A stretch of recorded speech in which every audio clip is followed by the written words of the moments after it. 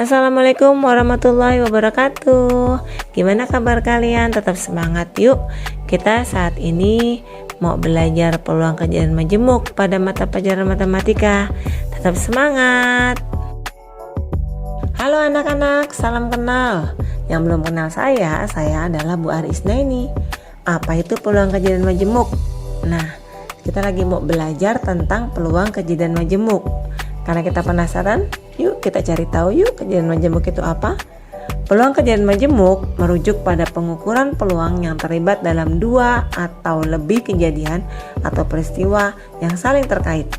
Dalam konteks peluang kejadian majemuk, seseorang sering menggunakan berbagai konsep, mulai dari konsep gabungan, perpotongan, dan komplementer dari kejadian-kejadian tersebut. Sebelum kita mempelajari peluang majemuk, yuk kita mengingat kembali bagaimana mencari nilai peluang itu sendiri. Apa itu peluang? Peluang adalah perbandingan antara ruang kejadian dan ruang sampel. Dapat dilihat dari formula di samping. Peluang A sama dengan jumlah ruang kejadian A dibagi jumlah ruang sampel A, di mana ruang sampel A itu tidak boleh sama dengan 0. Dengan aturannya bahwa jumlah ruang sampel lebih dari atau sama dengan jumlah ruang kejadian. Dalam formulanya dapat ditulis seperti ini, jumlah ruang sampel lebih dari atau sama dengan jumlah ruang kejadiannya. Yuk kita ke contoh soal. Nomor 1. Pada pelemparan satu dadu bermata 6, peluang munculnya mata dadu 3. Yuk kita jawab sama-sama. Kita ketahui bersama bahwa ruang sampel daripada dadu adalah 1, 2, 3, 4, 5, dan 6. Sehingga jumlah ruang sampelnya 6. Ruang kejadian angka mata dadu 3 hanya ada 1. Maka jumlah ruang kejadiannya 1.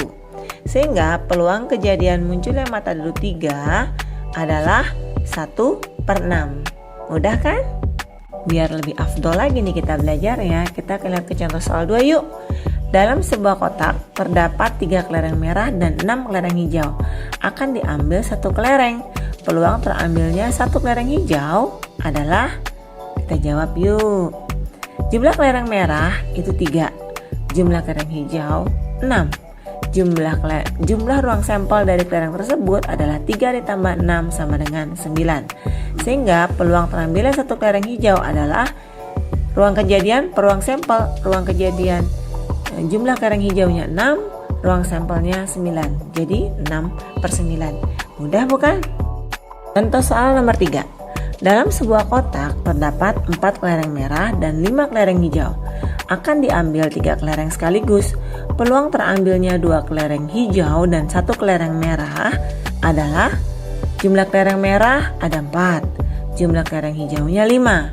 Maka peluang terambilnya 2 kelereng hijau dan 1 kelereng merah adalah, kita menggunakan kombinasi. Pertemuan sebelumnya, di video sebelumnya kita sudah belajar bagaimana cara menghitung kombinasi ya. Kalau yang lupa silahkan dicek lagi. Peluang 2 hijau dan 1 merah sama dengan 5. Dari 5 kelereng hijau diambil 2, maka 5 kombinasi 2. Dari 4 kelereng merah diambil 1, maka 4 kombinasi 1. Dari total semua kelereng 9 diambil 3, maka 9 kombinasi 3. 5 kombinasi 2 sama dengan 10, 4 kombinasi 1 sama dengan 4, dan 9 kombinasi 3 sama dengan 84. Sehingga hasil peluangnya dari pengambilan 3 bola sekaligus yang terambil 2 hijau dan 1 merah adalah 40/84. Gimana? Mudah kan? Yuk kita lanjut lagi. Peluang kejadian majemuk bersyarat. Sekarang kita sudah memasuki peluang kejadian majemuk nih.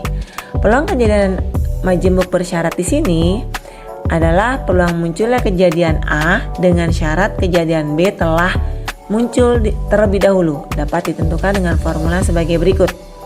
Peluang kejadian A, B sama dengan peluang kejadian A irisan B dibagi peluang kejadian B. Kemudian peluang munculnya kejadian B dengan syarat kejadian A telah muncul terlebih dahulu ditentukan oleh formula sebagai berikut.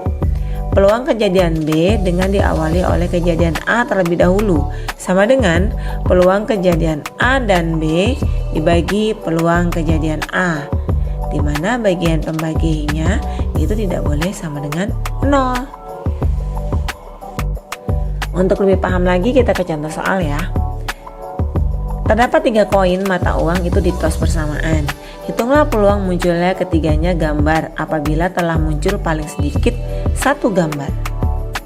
Oke, di sini kita lihat ruang sampelnya, maka gambar angka, gambar angka, gambar angka, angka gambar, angka gambar, dan angka. Ini semuanya adalah ruang sampel kejadian dari pelemparan 3 koin. Jumlahnya adalah 8. A adalah kejadian muncul paling sedikit 1 gambar. Maka dinyatakan bahwa ruang kejadian A sebagai berikut: AAG, AGA, GAA, GGA, GAG, AGG, dan GGG. Maka jumlah ruang kejadian A adalah 7. Sementara B, kejadian munculnya 3 gambar. Maka B munculnya adalah gambar. Berapa jumlahnya? 1. A irisan B.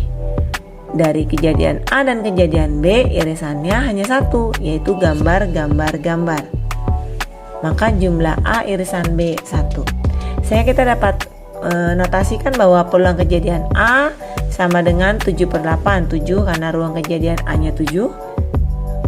Peluang kejadian B 1/8 karena ruang kejadian B-nya itu 1. Ruang kejadian A irisan B 1/8 karena ruang kejadian A irisan B-nya 1. Sehingga peluang B yang diawali oleh kejadian A terlebih dahulu dapat dinyatakan dengan peluang kejadian A dan B dibagi peluang kejadian A. Sama dengan A irisan B berapa tadi? 1/8. Dibagi peluang kejadian A 7/8. Sehingga jawabannya adalah 1/7. Mudah kan? Yuk kita ke contoh yang kedua. Sebuah dadu bermata 6 dilempar sekali. Tentukan peluang munculnya mata dadu genap apabila telah muncul mata dadu prima. Oke, kita jawab ya. Ruang sampelnya mata dadu 1, 2, 3, 4, 5, 6. Maka jumlah ruang sampelnya 6. A adalah kejadian muncul mata dadu genap. Mata dadu genapnya berarti 2, 4, dan 6. Maka jumlahnya ada 3. Yang B, kejadian muncul mata dadu prima. Prima bilangannya 2, 3, 5. Jumlah ruang sampel B 3. Maka A irisan B-nya itu sama dengan 2. Dengan jumlah A irisan B-nya maka 1. Peluang kejadian A-nya 3/6, peluang kejadian B-nya 3/6, peluang kejadian A irisan B-nya 1/6. Ini semua karena per 6 ruang sampelnya 6. Adapun 3, 3, 1 itu karena ruang kejadian A, B, dan ruang kejadian A irisan B. Peluang kejadian A dengan diawali oleh kejadian B sama dengan peluang kejadian A irisan B dibagi peluang kejadian B. Maka sama dengan 1/6 dibagi 3/6. Dan hasilnya adalah tara 1/3. Yap, betul. Contoh soal yang ketiga. Diketahui A dan B adalah kejadian acak dengan peluang A 1/3, peluang B 1/2, dan peluang kejadian A dan B 1/4.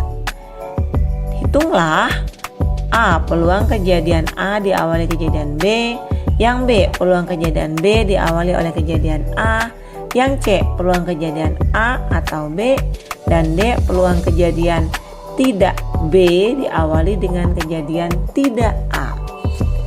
Ya, kita jawab per bagian dulu ya. Kita jawab yang bagian A terlebih dahulu. Peluang kejadian A dengan diawali kejadian B terlebih dahulu maka sama dengan peluang kejadian A dan B dibagi peluang kejadian B. Peluang kejadian A dan B nya berapa ya? 1/4. Peluang kejadian B nya sama dengan 1/2. Maka hasil baginya sama dengan 2/4. Oke, kita yang B ya. peluang kejadian B diawali dengan kejadian A sama dengan peluang kejadian A dan B dibagi peluang kejadian A. Maka sama dengan kita lihat dari yang diketahui, peluang kejadian A dan B 1/4, peluang kejadian A nya 1/3. Maka hasilnya tara 3/4. Bisa? Tetap semangat. Kita lanjut yang C dan D. Contoh soal yang ketiga untuk jawaban C dan D. Peluang kejadian A atau B sama dengan peluang kejadian A ditambah peluang kejadian B dikurangi peluang kejadian A dan B. Berdasarkan diketahuinya, peluang kejadian A 1/3, peluang kejadian B nya 1/2, peluang kejadian A dan B nya 1/4. Disamakan penyebutnya ya, 1/12, sehingga ditemukan 7/12. Oke, kita lanjut yang D.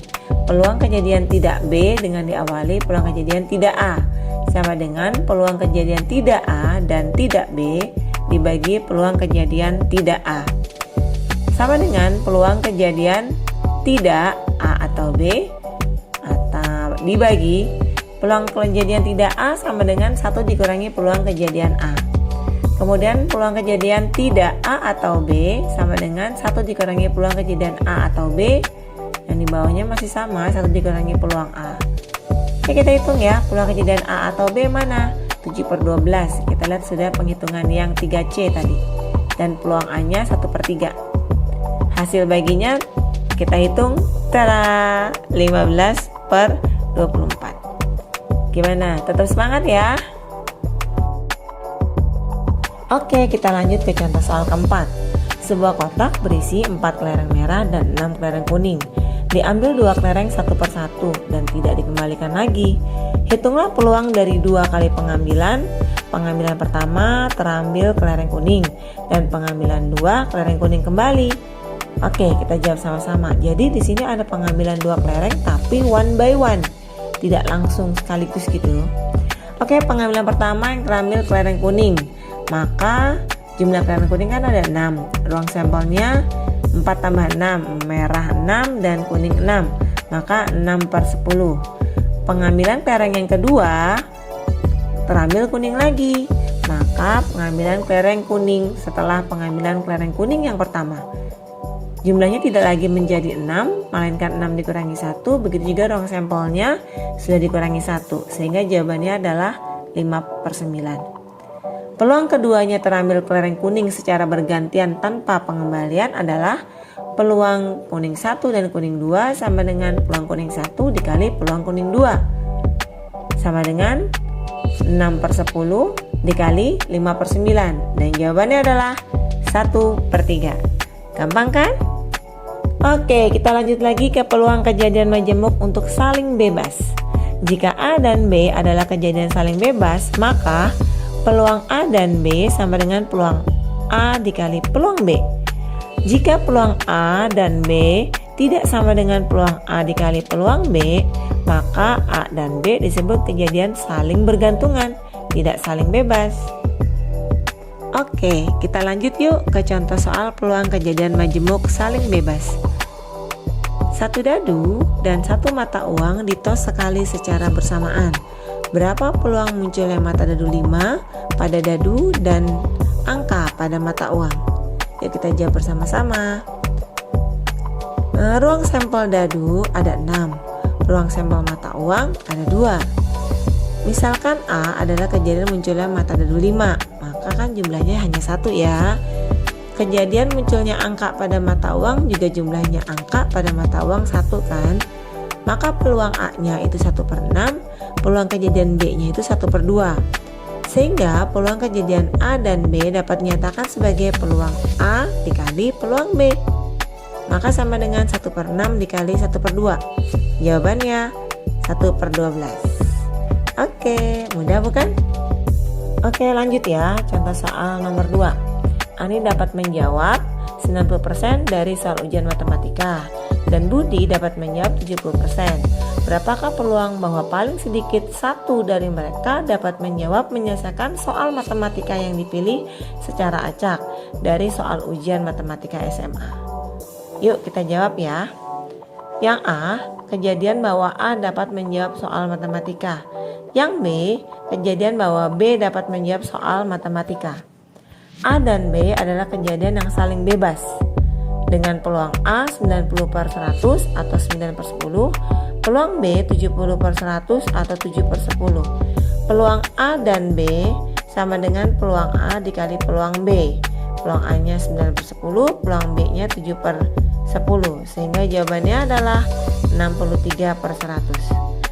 Sehingga kita dapat hitung peluang A atau B sama dengan peluang A ditambah peluang B dikurangi peluang A dan B, yaitu 9/10 ditambah 7/10 dikurangi 63/100.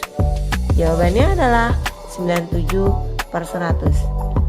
Jadi jawabannya 90%. Kesimpulannya, peluang paling sedikit satu dari mereka dapat menyelesaikan soal matematika dipilih secara acak dari soal ujian matematika adalah 97%.